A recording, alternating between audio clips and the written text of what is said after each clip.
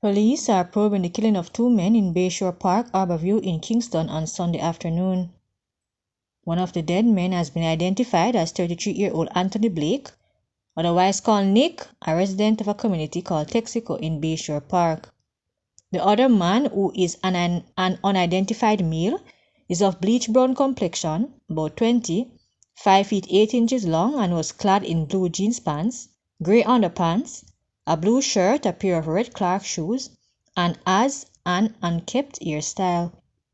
Resident reports reaching Observer Online indicate that about 12:30 p.m., several explosions were heard in the Texaco community. Blake was subsequently seen running from the community with several men chasing and firing after him. Blake was hit and fell, and the men escaped into the Bayshore Park area. A woman was arrested after the seizure of a firearm in Mansfield Heights, Oturaya, St. Anne on Friday night. Her identity is being withheld pending further investigations. Reports indicate that about 10:50 p.m. the police were conducting an operation in the community where a business establishment was searched.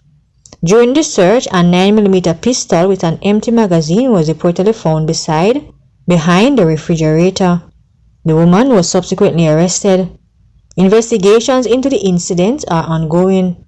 Meanwhile, a resident of Mansfield Heights who requested anonymity expressed relief at one more weapon being off the street.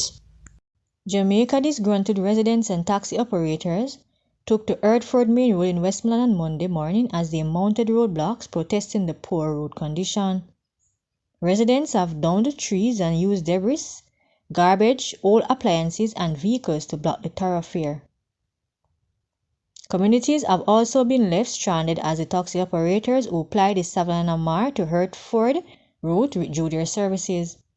One resident who identified herself as Annie told Observer Online that motorists and commuters have been using her yard as the roadway to avoid the potholes, and the situation had left frustration.